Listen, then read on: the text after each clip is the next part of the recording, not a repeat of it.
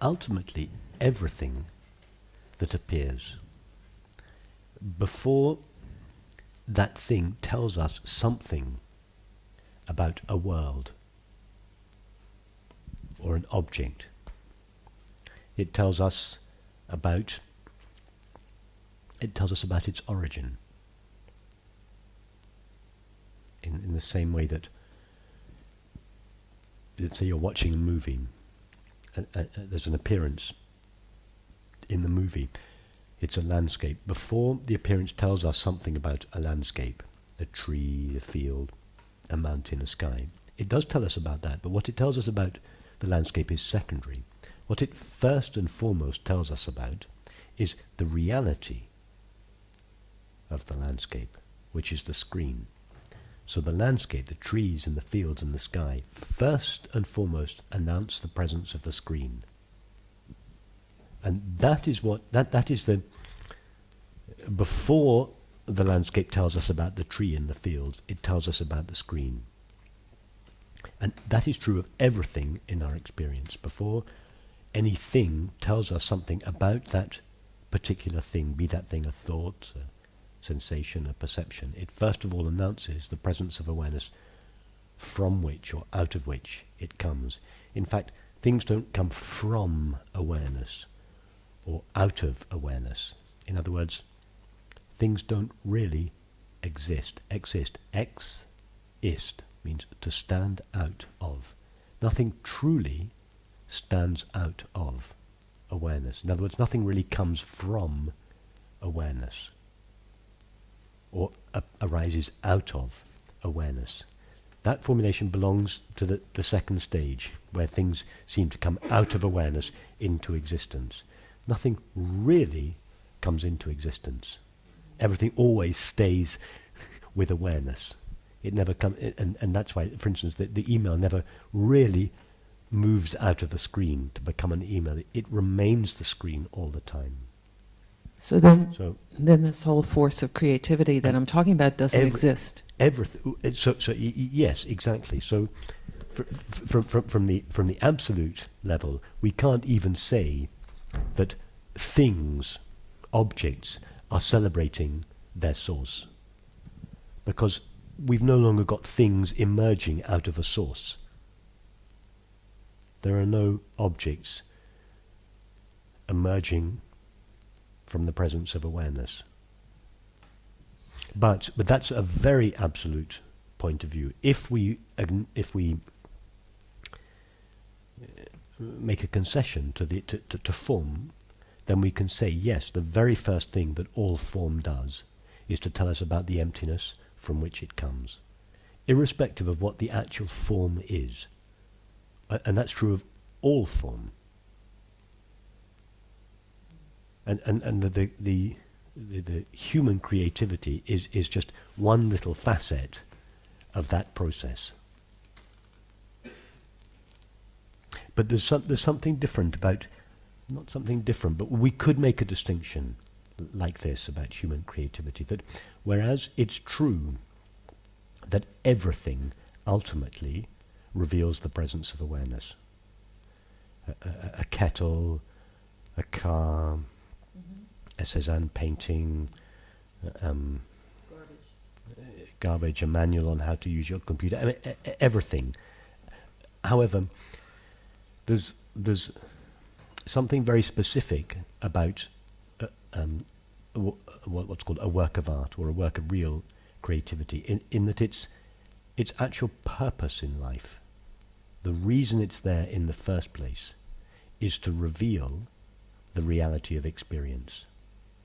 Now, a manual on how to use your Apple Mac, its purpose is not to reveal the nature of reality. Its purpose is to help you to understand how to use an object called an Apple Mac. Well, this whole discussion of purpose is only whereas relative. a work of art has one purpose in mind, which is to reveal the nature of reality. Its mission in life is not to tell us, not to point towards objects like the Apple Mac manual. Its mission in life is to deliver the experience of reality, as Cézanne said, to give us a taste of nature's eternity.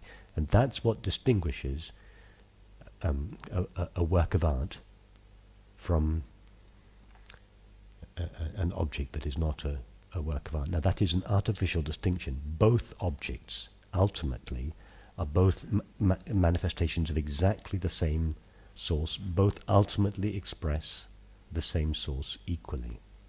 So it's not. But again, we're speaking about this from different points of view, and that's fine. Nothing wrong with that, as long as we acknowledge that we're speaking from different points of view, and then we don't get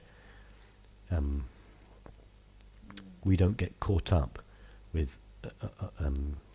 You said that there's a difference between works of art and ordinary objects, but isn't everything just an expression of awareness, and therefore there's no real difference between them? Yes, ultimately that's true, but at a different level there is a difference between a work of art in that it has a very specific point. For instance, the teachings are the non-dual teachings fall into that category.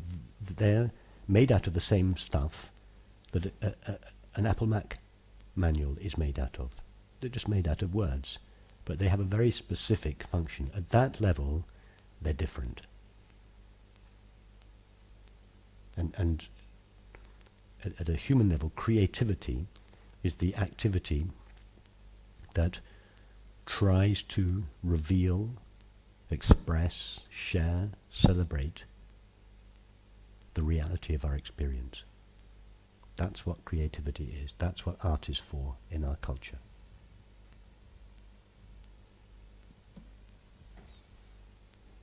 Francis's answer to that question, I asked him the same question, and he said, how do you describe splendor or an explosion? And I was thinking, well, gee, that doesn't sound like a Mac manual. Do you know what I mean? But it is actually a chair or a Mac manual on some level, isn't it? It's the same. You would like to say, well, I see God more in nature and beauty or in art than I do in that. And that's always been a kind of a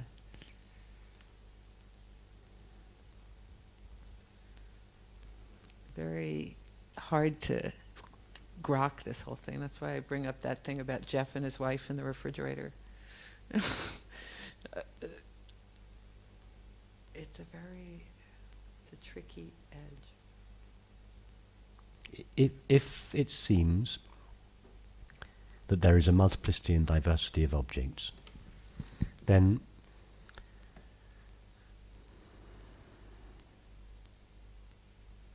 whether we like it or not, there are going to be choices and preferences between objects. That's an inescapable fact. That's a function of this apparent multiplicity and diversity. There are going to be differences and choices. Therefore, at that level, if that multiplicity and diversity are considered to be true, some of those objects are going to seem to reveal the true nature of experience in which there is no multiplicity and diversity, and others of those objects are going to seem to reinforce the belief that there is a multiplicity and diversity of objects. So at that level, in other words, at the level at which we believe there is a multiplicity and diversity of objects, then there are these two different categories of objects. We could also categorize, we could use different categories, but there are these two different categories. Those that point towards the unity of experience, those which point towards the multiplicity and diversity of experience. Once it's seen that there is no multiplicity and diversity of experience, that there is only one, then we can abandon that whole argument, because we are no longer looking at a multiplicity and diversity of objects and choosing between them and saying, are these ones works of art and are those ones not works of art? That whole idea belongs to a previous level of understanding, which is now, it's redundant. It doesn't come up. There are no longer two things. One to be this and another to be that. It's fine. It doesn't matter which position we take. The one of multiplicity and diversity or the one of unity, as long as we're honest and we don't pretend